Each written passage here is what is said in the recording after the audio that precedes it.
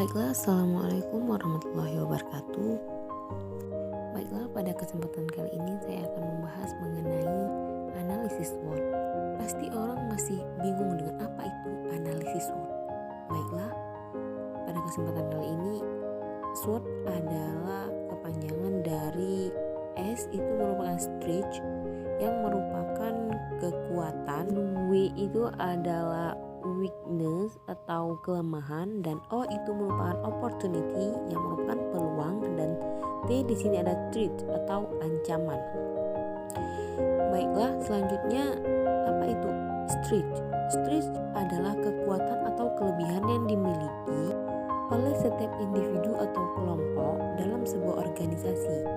Dengan adanya kelebihan ini diharapkan dapat berguna untuk mendukung tujuan tercapainya target yang sudah kita ancang-ancang di awal atau sebelumnya.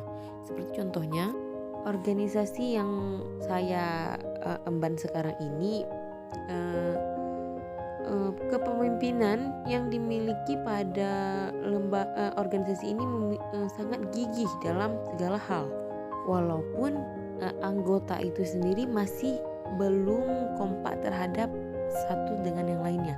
Ini merupakan contoh untuk kekuatan teguh pendiriannya sebuah organisasi, sehingga organisasi ini akan terus berkembang dan menutupi segala kekurangan antara satu dengan yang lainnya.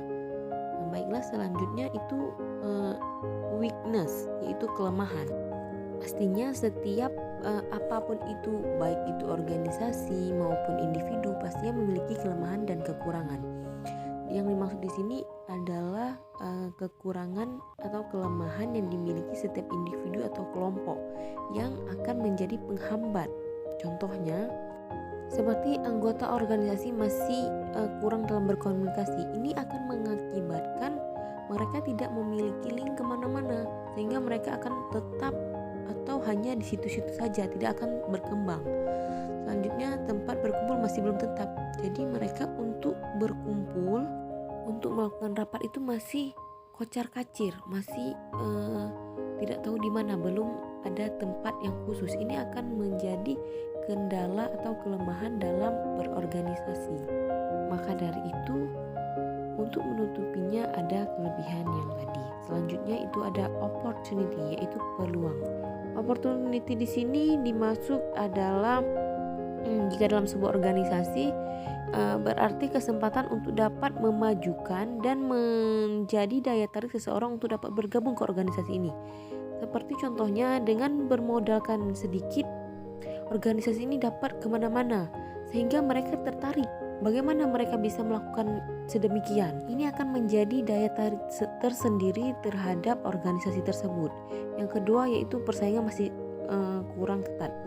Ini juga merupakan peluang bagi organisasi yang belum dimiliki oleh banyak orang lain, sehingga mereka masih dapat bersaing dengan hanya dengan orang-orang yang berada di sekitar mereka. Dan selanjutnya yaitu threat, yaitu ancaman.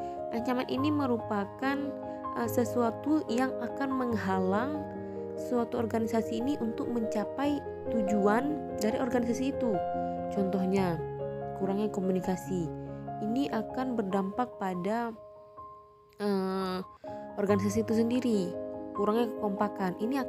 Ancaman ini akan bisa dikatakan sebagai perusak atau dapat menghancurkan organisasi itu sendiri jika itu berasal dari setiap individu yang ada dalam organisasi tersebut. Setelah mengetahui apa itu SWOT, baik, selanjutnya kita akan membahas apa itu analisis SWOT. Bagaimana analisis SWOT itu? Analisis SWOT di sini adalah suatu metode yang dilakukan dalam menyusun strategi perusahaan dengan melihat kondisi perusahaan baik itu dari lingkungan internal maupun eksternal. Analisis SWOT lebih menekankan kepada bagaimana kekuatan dan kelemahan perusahaan dalam menghadapi peluang dan ancaman. Jadi di sini peluang dan ancaman menjadi satu yang pro, sedangkan kekuatan dan kelemahan ini menjadi kontra. Selanjutnya, analisis SWOT pertama kali diperkenalkan oleh Albert S. Humphrey pada tahun 1960-an dalam memimpin proyek riset di Stanford Research Institute yang menggunakan data dari perusahaan Fortune 500. Jadi analisis SWOT secara sederhana dapat kita pahami sebagai penguji terhadap kekuatan dan kelemahan internal sebuah perusahaan serta kesempatan dan ancaman lingkungan eksternalnya.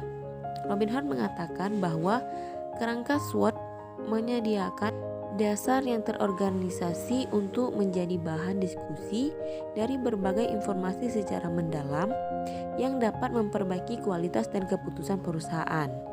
Proses tersebut menjadi bagian terpenting sebagai sesuatu proses yang dilalui perusahaan dalam menghasilkan kebijakan. Baiklah, selanjutnya adalah tujuan analisis SWOT. Setelah kita mengenal apa itu analisis SWOT, tujuannya. Jadi di sini untuk mengenali kekuatan dan kelemahan yang dimiliki melalui mentelaah terhadap kondisi internal strategi serta analisa mengenai peluang dan ancaman yang dihadapi strategi yang dilakukan melalui menelaah terhadap kondisi eksternal. Selanjutnya yaitu manfaat dari analisis SWOT. Di sini ada 4 manfaat dari analisis SWOT. Yang pertama, bagaimana kekuatan mampu mengambil keuntungan dari sebuah peluang yang ada. Yang kedua, bagaimana cara mengatasi kelemahan yang mencegah keuntungan. Dan yang terakhir, yang ketiga, bagaimana kekuatan mampu menghadapi ancaman yang ada. Yang terakhir, bagaimana cara mengatasi kelemahan yang mampu membuat ancaman menjadi nyata atau dapat menciptakan sebuah ancaman yang baru. Dari manfaat ini kita terdapat 2 jenis analisis SWOT, yaitu yang pertama model kuantitatif dan yang kedua model kualitatif. Model kuantitatif adalah sebuah asumsi dasar dari model adalah kondisi yang berpasangan antara strength dan weakness serta opportunity dan threat. Kondisi berpasangan ini terjadi karena diasumsikan bahwa dalam setiap kekuatan selalu ada kelemahan yang tersembunyi dan dari setiap kesempatan yang terbuka pasti selalu ada ancaman yang harus diwaspadai. Ini berarti setiap satu rumusan stretch harus memiliki satu pasangan weakness dan setiap rumusan opportunity harus memiliki pasangan stretch. Kemudian setelah masing-masing komponen dirumuskan dan dipasangkan, langkah selanjutnya adalah melakukan penilaian. Penilaian yang dilakukan dengan cara memberikan skor pada masing-masing subkomponen, di mana subkomponen dibandingkan dengan subkomponen lainnya. Dalam komponen yang sama mengikuti lajur vertikal, subkomponen yang memiliki yang lebih menentukan dalam jalannya organisasi diberikan skor yang lebih besar. Standar penilaian dibuat berdasarkan kesempatan untuk mengurangi kadar subjektivitas penilaian. Kemudian setelah masing-masing komponen dirumuskan dan dipasangkan, dan terakhir yaitu melakukan proses penilaian. Itu merupakan model dari kuantitatif. Sedangkan model kualitatif adalah yang menjadi perbedaan antara kuantitatif dan kualitatif adalah pada saat pembuatan subkomponen dari masing-masing komponen. Apabila pada model kualitatif setiap subkomponen strict memiliki pasangan subkomponen weakness dan satu subkomponen opportunity memiliki pasangan satu subkomponen threat, maka dalam model kualitatif ini tidak terjadi. Mungkin ini saja yang dapat saya sampaikan. Lebih dan kurang mohon maaf. Akhirul kalam. Assalamualaikum warahmatullahi wabarakatuh. Semoga bermanfaat.